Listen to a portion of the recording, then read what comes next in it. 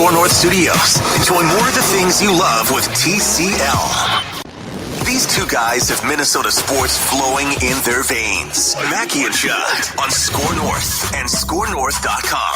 Kaprizov fights off the check. Out to the line, Brodin, a drive, got through, save quick. Kaprizov on the wraparound, he scores! Eric Sinek to Fiala in the corner. He works free from McDermott, centers, Eric Sinek, saved by Quick. Eric Sinek again, he scores! And welcome into Mackey and Judd. Happy Monday.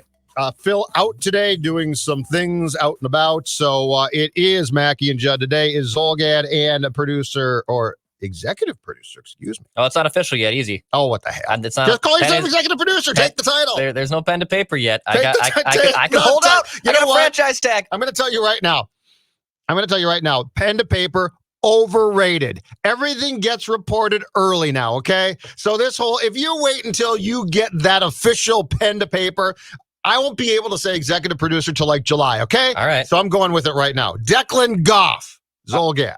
All right. Well, I mean, that's what. There might be a what's signing going on bonus. I'm not, just like Anthony Barr. I'm not asking for particulars. I'm just trying to give you the title. I'm not interested in a restructure at this point in my career. You know, I'm trying to get my first long-term deal, and it looks like that's happening. But I still got to get my agent and management to work that out. But we'll see what happens. You are a young guy, up and coming. The contracts for you are just starting. Mm-hmm. Who does that sort of sound like? Let's see. Up and coming young player, superstar talent. No question about it when we're talking Declan Goff. No, yeah. Superstar talent. Great salad. Yeah. Great salad. Yeah. Great hair. Good hands. Now, your hands are on the board. Hands are okay. No, but I mean, on the board, you're good, right? Yeah. I'm good here. With your job. I'm not talking about anything else. Okay. This guy's hands are outstanding as well on the ice. Let's just say when Mackey is away, the hockey boys will play. The hockey boys will. Kaprizov fights off the check. Play. Out to the line, Brodin, a drive, got through, save quick. Kaprizov on the wraparound, he scores! Now we're going to get to statements on a Monday.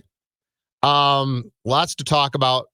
The Gophers somehow lose to Nebraska after losing to Northwestern, okay?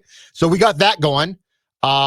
We've got a lot of things in statements, but before we get to statements, I want to reserve some time to lead the show with the hottest team in town, and it's not even close. Right. Okay? So this is fair game now. And I fully get hockey fans are passionate.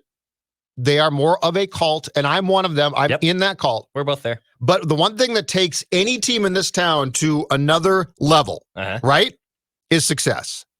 And when you've won 6 consecutive games, and dare I say right now Justin Jefferson might challenge him. Dare I say right now, I have a statement. I believe Kirill Kaprizov is the most exciting athlete in this town. And the Wild just swept not a bad Kings team. No. They're not great, but they're not a train wreck. On Friday and Saturday at the X, they, for a split second, before the Golden Knights got done with their game on Saturday, moved into first place in the West Division. They're second now, but they're going to play the Golden Knights tonight on Monday night and then again on Wednesday in Vegas. It's very easy to talk about this team, and I want to start with the guy who is the absolute key, okay? Yep. And I wrote you this note in our prep notes last night, and it's pretty cool. I wrote you, what more can you say about Kirill Kaprizov, which was very quickly followed up with, in my words, the amazing thing is there is more. Yeah. Like it's Declan. and I do not think that I am a super fan of teams here. People will tell you I am a very negative guy at times. And I don't think that I am often guilty of hyperbole about players. No, you're not. You don't hand out compliments left and right. Well, what more can you say? And then I watch this kid play more. It's incredible. Mm-hmm. And I don't know if it continues. I don't know where this goes. I think it probably does because I think he's that good. But all of that being said, it is impossible not to look at what this guy has done in his first 18 games. And then especially since coming back from the team's COVID break, in which he's been paired with Zuccarello and Rask.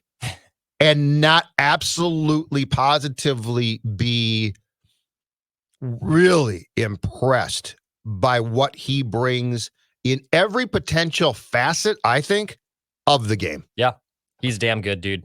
I mean, the last 5 games, he has points in every single one of them, 17 points in 18 games this year. We all kind of figured he was one of the favorites for the Cal Deer Trophy. I think everyone, and that wasn't a local angle, that was a national angle. Everyone knew that he'd be one of the favorites to win the Cal Deer. Right now, he looks like he's going to probably win it.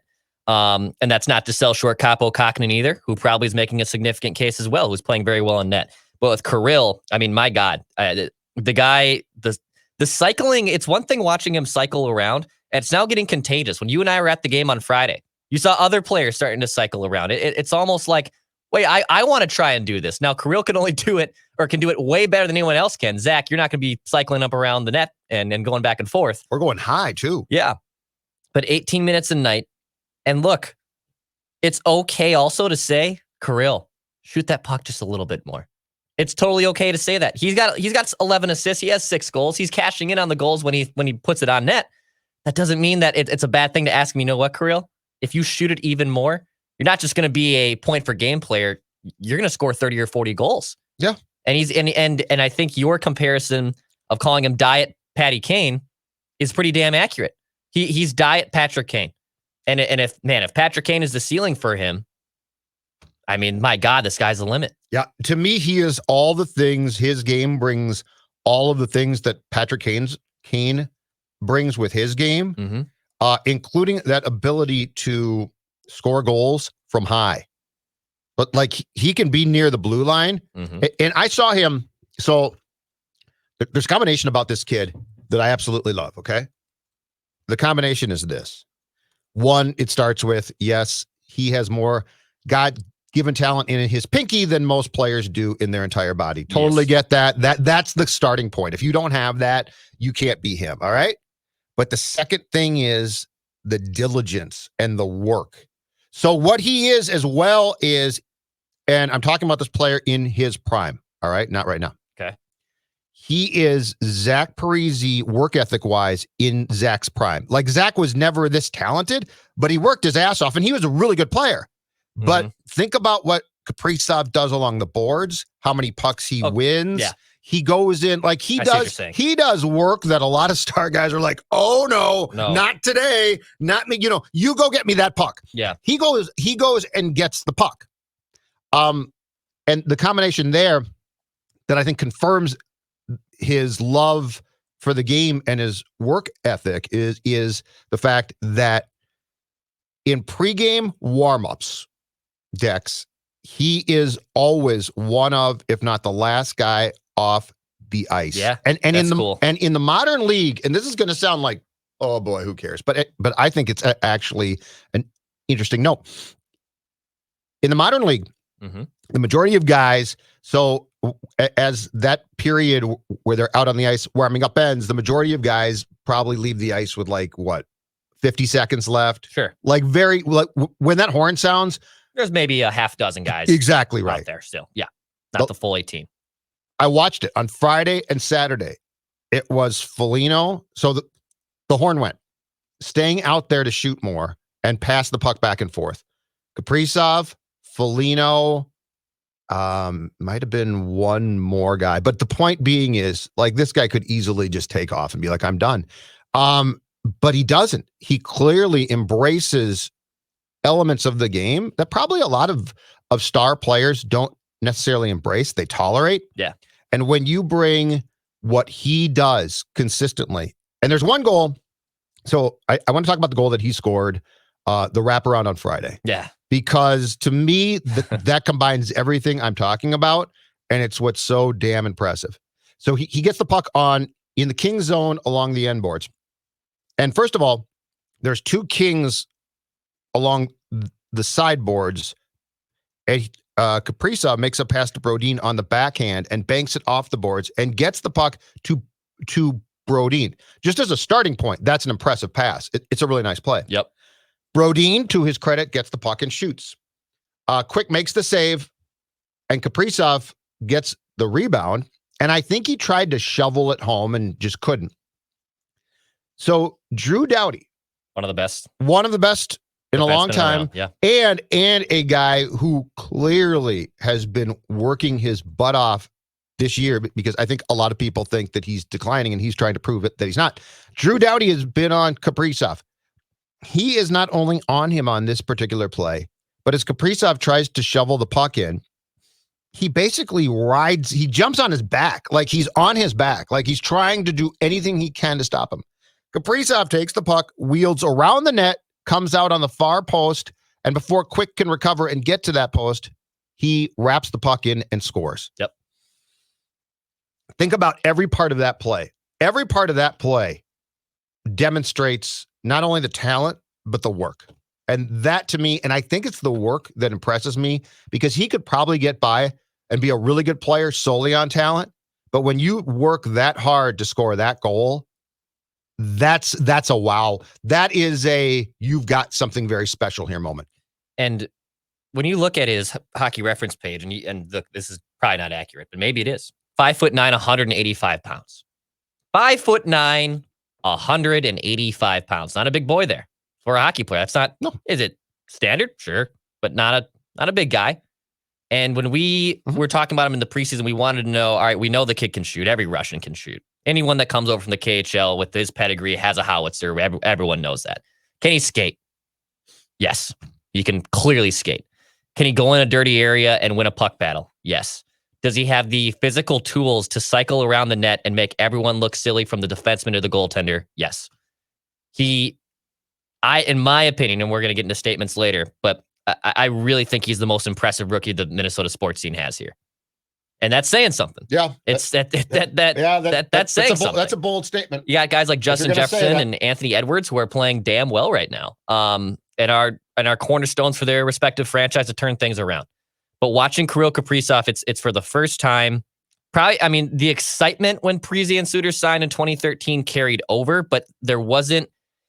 It was the Wild you were able to watch them again. It was fun to finally watch them again, but they weren't necessarily can't miss hockey. It was just, oh, thank God the Wild are now relevant for the first time in about 5-6 years, and we can actually turn on and enjoy the game. No, he is worth watching alone. And then you have other guys like Kevin Fiala, who is having a dynamite season, and you kind of forget about him. I think I texted you the other day, he's the hotter stepchild that no one's talking about because he's been putting up big points and putting up big moments, and he's putting himself in position to be successful. But you have Kirill the Thrill who's overshadowing him. And that's good. By the way, I like that. It's not a rip on Fiala or Kirill. I think it's great that someone like Kevin Fiala is quietly playing pissed off and is able to still put up big points. Matt Zuccarello now finally benefiting with playing with someone like Kirill Kaprizov. Victor Rask's name I saw today, this morning on the Athletics top 25 trade candidates. Victor Rask cracks the top 25. That's because you're playing with Kaprizov. Because he's playing with Kirill. And after being basically a salary cap casualty and a press box, scratch for the majority of his Wild career, all of a sudden Victor Rask has a role on this team. So, and that's, by the way, all because of the rookie Kirill Kaprizov. He lifts everybody up. Yeah. On his line especially, but elsewhere as well. To your point, guys see him when he scored. So it was 0-0 second period on Friday when he scored the goal that I talked about, the wraparound goal. And Declan, you could feel, and there's basically the building is empty. Okay, like it's 250 people or something like that. But I mean, the building for the most part empty, and you could feel just the bench itself for the Wild change. He scored that goal and the confidence just shot up, and you could feel it. Like it was weird. It's palpable. But that's what happens when and Fiala is a very good player. He is very good, and at his best, he is a star. What he is not is he's not a star every time, and by star I mean superstar.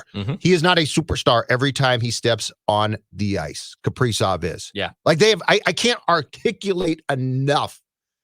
Maybe Gabrick, but he was hurt, and Jacques demanded that he played a defensive style. Yeah. Maybe Gabrick.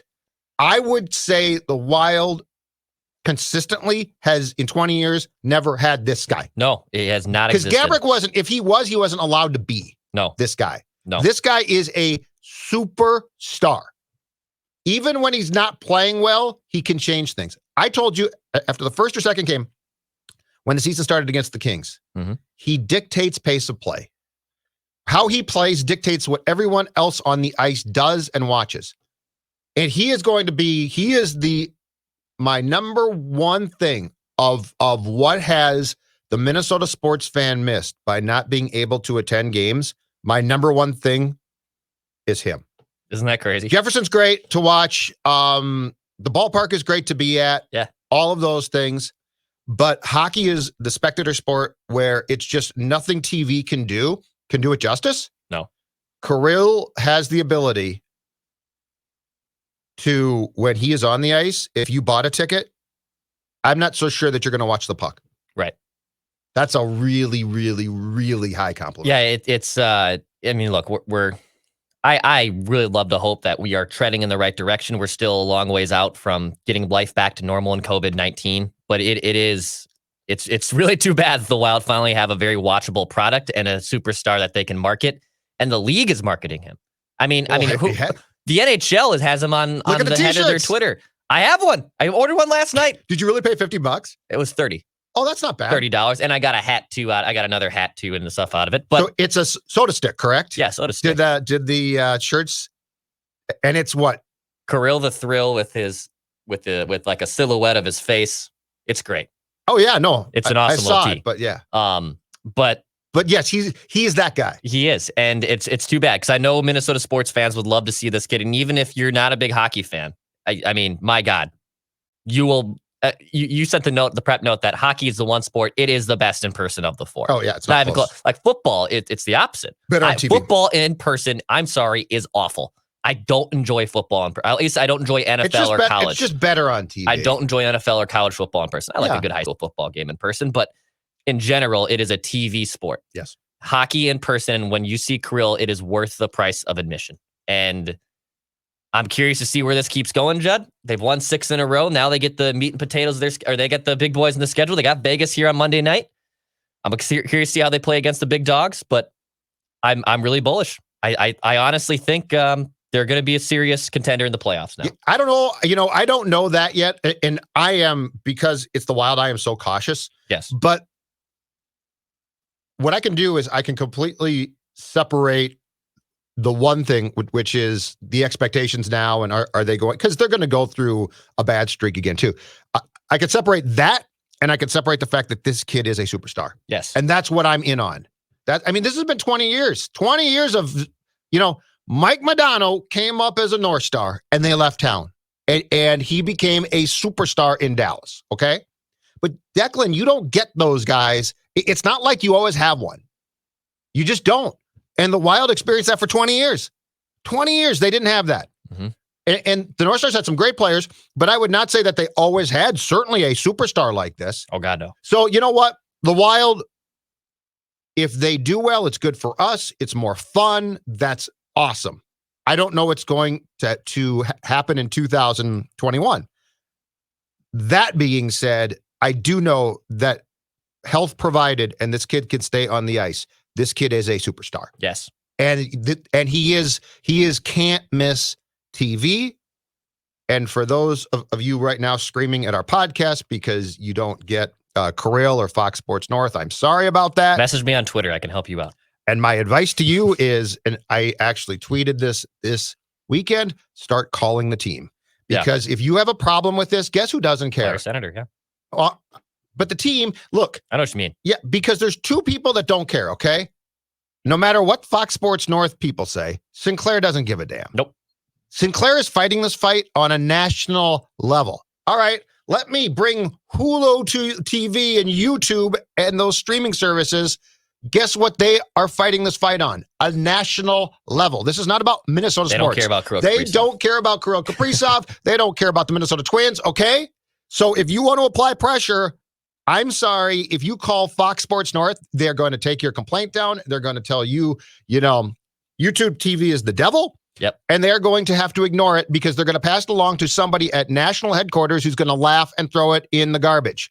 The people that care are the teams. Call the teams. Contact the Wild, the Twins, the Wolves, if that's your cup of tea. I don't know why it would be, but if that is. But the point is, the losers here are you, the fan, and the teams because you can't tell me for 1 second that the Wild is pleased saying, you know who can't see Kirill, dollar bill Kirill? A bunch of 25-year-old kids who we desperately want to see. Yes. Dollar bill Kirill, who's 23 and you can identify with. All right. Correct.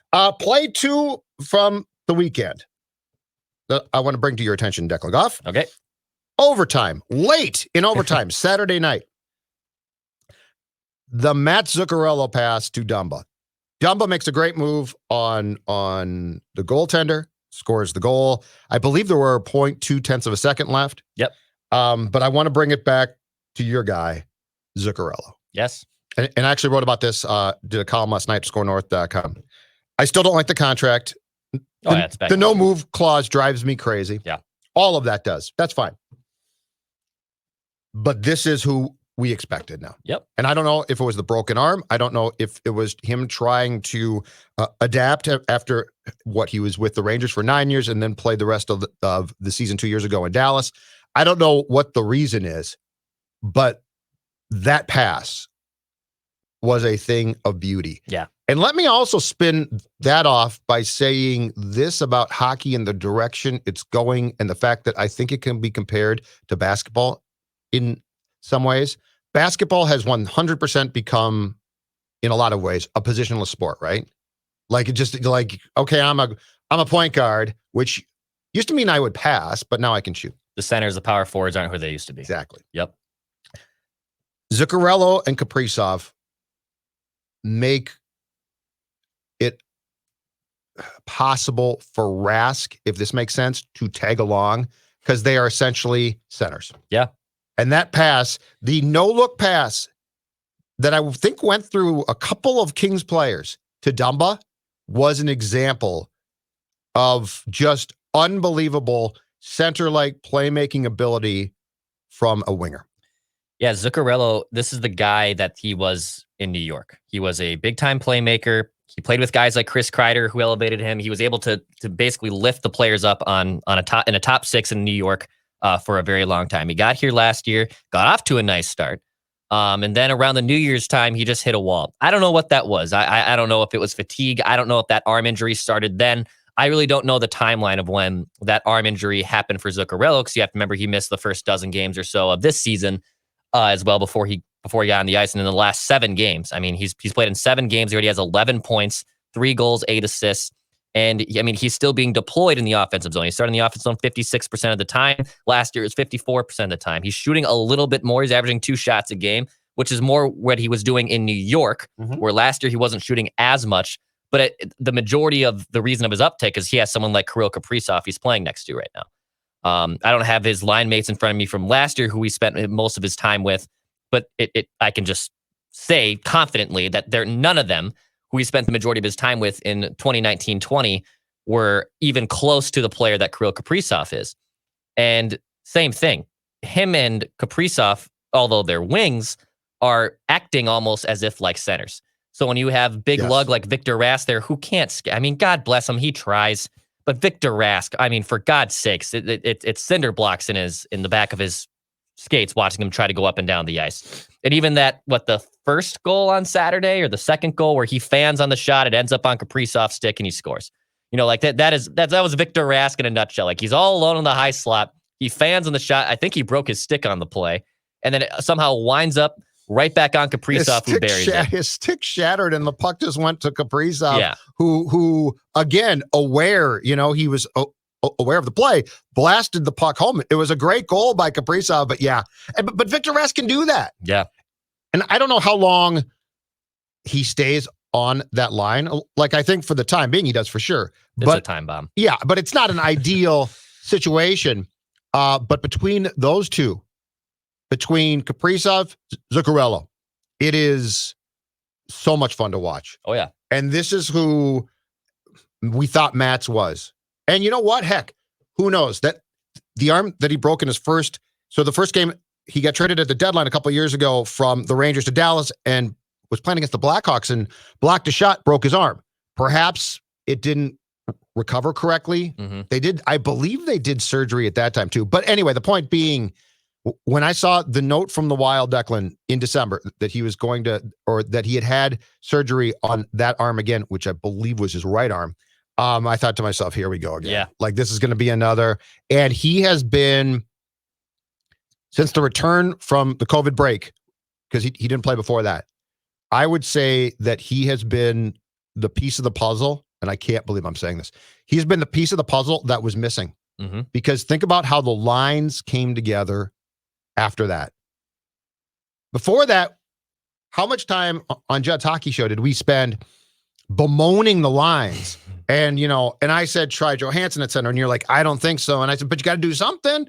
Like, because you basically had Greenway, Eriksson, Foligno. All right, last thing I want to give you, and this is a celebration of hockey right now, okay? I'm going to run through for you, because I tracked them, the overtime combinations used by the Wild on Saturday. You're a madman, but yes, go ahead. But I mean, this is a celebration. It is a celebration. Like, this is celebration. This is what we wanted. This is why I wanted all you people who had Nino jerseys to have to change them, and Coyle jerseys to have to change them, and Zucker jerseys to have to change them. And I wanted your number 9 jerseys to be mothballed. And you said, why, Judd? Why would you want that? They're such nice guys and it's a nice team. And I said, no. This is why. Okay. Overtime combination Saturday night. Yep. Started off.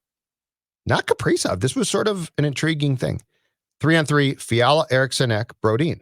Interesting. Yeah, interesting one. But Fiala, I don't have it's not like it's, oh boy, that's terrible. No grape there.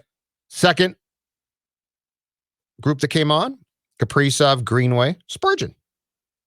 Now, Greenway, I don't know that Greenway and Kaprizov fit great, but you know what? I'm not going to complain. Don't care. That group stays out for a while, and Kaprizov gets the breakaway in which he draws the penalty that made it 4-on-3 because they shift then to 4 skaters for the Wild. Eriksson, Fiala, Kaprizov, Spurgeon. And then the crew that scored, just as the power play probably came to an end or thereabouts, that scored the goal that gave the Wild a 4-3 victory, Greenway, Zuccarello, Dumba, Suter. Okay, now Ryan, I know, is the old standby, all right? But no Parise, and no one in that group I gave you was the old, I can't believe this guy's playing. Right. Like, you might say, well, I'm not sure that's a perfect fit, or why wouldn't Kaprizov start? That's fine. But I don't think I gave you a name of a guy where you said, what? And think about, Declan, think about how long this team needlessly spun its wheels in OT. Who's starting? Stahl, Suter, Granlund. Not even. It's a celebration of Coyle. hockey. This is why those guys had to go. I still get that question. It was But what about Nino? It was not a they coincidence. all had to go. It was not a coincidence that the Wild were the worst team in overtime and 3-on-3 up until this year. It's not a coincidence, guys.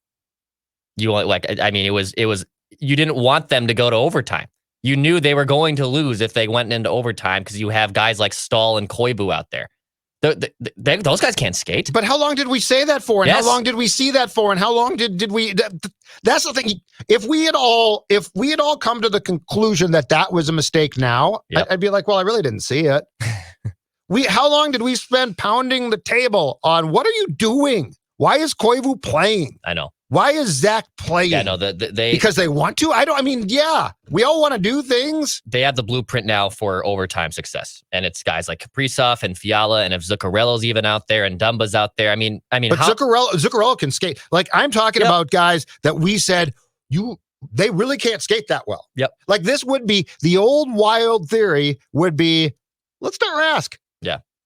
And also you have guys like, you have defensemen who can jump up in the play. And I know Dumba has the hands there at the end of the overtime goal. I mean, that most defensemen, there's only probably a few that have moves like that in front of their own net. But even throughout the course of that game, Judd, you saw numerous times guys like Brodin and Dumba jumping into the play, which is a dangerous situation when you have a defenseman who's going to say, I'm going to pinch and I'm going to go down low. That means the forward has to now cover my ass because if we can create an odd man rush the other way and it's going to be bad news bears. Yes, sir. But you saw that throughout the course of the game. So when Dumba's all alone and by the way, Captain Clutch, Matt, that's his 6th overtime goal. That's the franchise. I mean, he has scored 6 goals in overtime. It's pretty remarkable when you think about it, especially when he's a defenseman. So the fact you have defensemen who can jump up into play like that, it makes things even that much easier. And the no-look pass from Zuccarello can't be outlooked either. I mean, that was a phenomenal play by him to set up Dumba. I didn't think there was any time left on the clock. I was a couple seltzers in at that point on Saturday night. I thought a couple seltzers in, you say, huh? Yeah, I was. Cronard seltzer? I thought that was actually, you know what's funny? Old school thing here. So and this stopped being important 15 years ago. I don't know, 20 years ago. I can't tell you. Probably fewer years than that. The red light used to be very important. Mm-hmm. So now it's just a ceremonial thing, right? Goal is scored. It's confirmed, obviously, by replay. But it used to be that the goal judge would sit behind the goal and turn on the light if the puck entirely crossed the goal line. And the referee would actually talk to the goal judge. So this used to be actually a key part of the game. Now, there is a situation where if a goal was scored with no time left, so just like this goal, the goal judge would hit the goal light to have the red light turn on to indicate goal, but it would know that the clock had run out of time, and a green light would lock it out, meaning no goal. When Dumba scored, and they tried to trigger the now ceremonial red light, the green light came on. Now, because they can actually go back and they've got the replay synced up to the clock, it doesn't matter. Sure. But that was old school. That goal does not count. Mm-hmm. Because you're right. Even a few seltzers in, that goal would have had the green light because it couldn't read 0.2 of a second. Mm-hmm. No goal. Yeah. So that old school, no goal. I really thought it was going to come back. And then, by the way, the goal that came back against the Wild was the right call, the power play goal. The Eck goal, I think the second one. Yeah, because Jordan pushed the goaltender. Yeah, that's interference. And the referee lost sight of the puck. He just didn't blow his whistle. Yeah, there's no way a guy behind the net could see that puck. Wild fans, seriously, look. Did they complain? Oh God, yes. There was fans complaining. Jordan Greenway moved the goaltender. That was textbook interference. Calvin Peterson, right? He moved him. He literally that can't be a goal. But the goalie had the puck for a second. Yeah. The referee couldn't see it. Yes. You've got to blow your whistle. Correct. Did they really complain about that? Oh, there's people that complain. Oh, folks, get over it. Come on. All right, hold on. Eriksson Ek to Fiala in the corner. He works free from McDermott. Centers. Eriksson Ek. Saved by Quick. Eriksson Ek again. He scores! Did he score? Statement time, but before that, Declan Goff, you have an exciting new opportunity for our listeners to jump on board. All right, March. It's now March 1st, my friends. Thank God. Can you believe it? February is my least favorite month of the year. I know it's the shortest month of the year, but it's right up there. We did just because you're sort of scuffling. Yeah, you know what? I can see that. It's just, I can't argue with you. You still have a little bit of a high of the new year. It gets really cold still. And it's an awkward month. Like sometimes there's a 29th day. Like what the hell? Like what do you mean? 13. Why it's an awkward. Why is your voice changes? Hey, it's February. There's 1 month out of the year where every 4 years we have to have an extra day with it. Why? Why is that a thing? But now it's March. And March means spring's around the corner, and there's good things happening. And here at Score North, March is Pick Your Prize Month. Every day between March 8th, so that's next Monday, every day between March 8th and March 26th, one person will win $100. Pretty awesome, right? $100. $100 is not bad. That's a lot of seltzers in my opinion. Every day between March 8th and March 26th? Yep. Woo. And then that person will also be entered to win a $10,000 prize pack from one of our 9 partners here at Score North. Open the Score North app. This is how you do this, folks. Very easy. Very, very easy. Can I do it? Yep, you can. Well, you can't win. I can't win, but could I do it? You can register. But I'm saying, could I? Yeah. Is it so simple that even Judd or like Royce could do it? Can pull out his phone, and let me tell you, there's a lot of videos and things that I have to, Judd will call me. Declan, I need this on my phone. I don't know how the hell it works. That's true. And that's absolutely true, folks. And this is something that you can do. I know you can. So download the Score North app. Okay. Register. There's those little tabs that says register, and then enter the Pick Your Prize contest through the listener rewards link in the app. You can register daily, folks. You can register daily for this $100. So all I want. Yeah. All you want. Nice. And then obviously that person will also be entered to a $10,000. Can you imagine how many seltzers I can drink on $10,000? $10,000 actually by you. Lots of seltzers. I have or lots of Kirill Kaprizov 97 jerseys. That's true. But the throwback. I have the a meeting reverse with retro. my accountant in a couple weeks, and I'm sure she's going to be seeing a lot of expenses to like Declan. My God, like your taxes have to be can you slow down the seltzer intake, not just for your liver and your general health of living long, which is not on my side. Yeah, I'm worried about you. But also for your bank account. At the same time, You're young. There's a lot of great prizes. St. Croix Casino is on board. Corona Hard Seltzers, Wham-A-Tech, Park Dental, Rosedale Center. There's plenty of great sponsors. Wham-A-Tech, you said. Wham-A-Tech. So if my phone's busted and I'm having problems trying to sign up to win this, I go to Wham-A-Tech. Yes. I can get a new phone. Yeah. And I can sign up. Yeah. See how that works? It's so easy. Also, Judd, we love our sponsors. The Corona Hard Seltzer, they are sponsoring the 2021 Sea-Doo Sparks Trick 3 Up Jet Ski. Let me say that again. Yeah, the 2021 Sea-Doo Spark Tricks 3 Up Jet Ski. This thing looks badass. You got to get it. But don't drink and drive.